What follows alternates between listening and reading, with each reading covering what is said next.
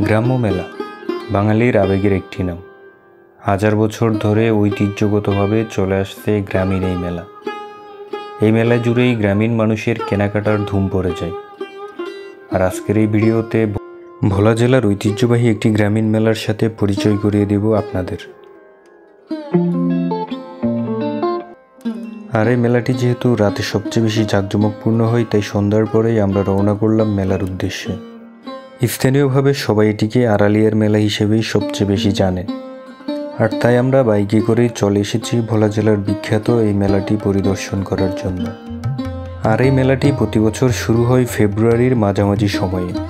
হিন্দু ধর্মাবলম্বীদের ধর্মগুরু শ্রী শ্রী অনিল ব্রহ্মচারীর কীর্তনের সাথে এই মেলাটি একযোগে শুরু হয়। বলতে বলতে আমরা চলে এসেছি আমাদের বাইক পার্কিংয়ের স্থলে।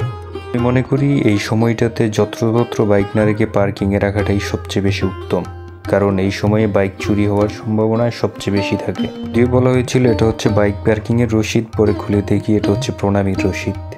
যাই হোক, বলতে বলতে আমরা মেলার প্রথম গেটেই চলে এসেছি। আর যেহেতু মেলাটা কীর্তনের সাথে একযোগে শুরু হয়, সেহেতু প্রচুর পরিমাণ আলোকসজ্জা থাকে এখানে। এ মেলার সুন্দর পরিবেশ এবং আলোকসজ্জা উপভোগ করতে করতে আমরা আপন গতিতে এগিয়ে যেতে লাগলাম মেলার ভিতরের দিকে। যতই ভিতরে যাচ্ছি মনে হচ্ছে এ যেন বিশাল এক মানুষের সমাগম। প্রবেশ করতে হাতের ডান পাশে এবং বাম পাশে আমরা দেখতে পেলাম এখানে হচ্ছে কীর্তনে যারা সাহায্য সহযোগিতা করে তাদের সাহায্য সহযোগিতা গ্রহণের স্থান। আর এই জায়গাটাতেই মূলত ওনাদের কীর্তনটা অনুষ্ঠিত হয়ে থাকে। আর এটা হচ্ছে মেলা এবং কীর্তনের সবচেয়ে বড় গেটটা। এটা দ্বিতীয় গেট, একটু ভিতরে প্রবেশ করলেই চোখে পড়ে। দ্বিতীয় গেট বের হয়ে যখন একটু সামনে গেলাম, এ যেন বিশাল এক মানুষের সমারোহ। যতদূর পর্যন্ত চোখ যায় মানুষের সমারোহ। মানুষের ভিড় উপেক্ষা করে আমরা এগুতে থাকলাম সামনের দিকে।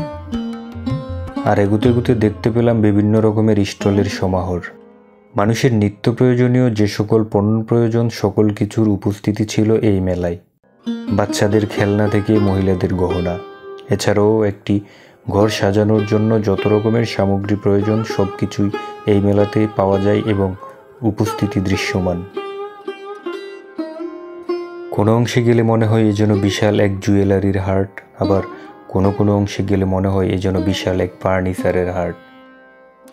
আর এই মেলাতে আসার পর আমি যেটা বুঝতে পেরেছি সেটা হচ্ছে কেন গ্রামীণ মেলা মানুষের কাছে এত জনপ্রিয়।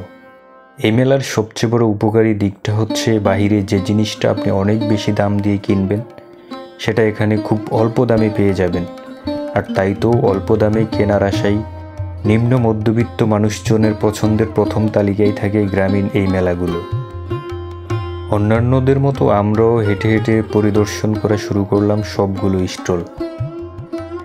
আর এখানের বিক্রেতাদের সাথে কথা বলে যেটা মনে হলো, এখানে যদি আপনি একটু দামাদামি না করেন তাহলে আপনি নিশ্চিত ঠকে যাবেন। কারণ এখানে যেই মালটা আপনি 2000 টাকা দিয়ে ক্রয় করতে পারবেন সেটার দাম ওনারা আপনাকে 10,000 টাকা চেয়ে বসে থাকবে। আর ঐতিহ্যবাহী এই মেলায় আসার জন্য আপনাকে ভোলা জেলার যে কোনো প্রান্ত থেকে প্রথমে আসতে হবে কুঞ্জেরহাট। কুঞ্জেরহাট আসার পরে আপনি যে কাউকে জিজ্ঞেস করলে আপনাকে বলে দিবে আড়ালিয়ার মেলা কোথায়। আর এখানে আসার পর কাকতালীয়ভাবে দেখা হয়ে গেল আমার এক বন্ধুর সাথে। তবে এই মেলাতে আসার পর আপনি নিজেও নিজের অজান্তে অনেক কিছু কিনে নেবেন, হয়তো যেটা আপনার পূর্ব পরিকল্পনাতেও থাকবে না।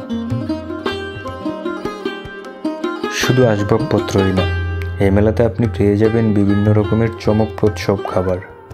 আজ এ পর্যন্তই, দেখা হবে নতুন কোনো ভিডিওতে। সবাই ভালো থাকবেন, আল্লাহ হাফেজ।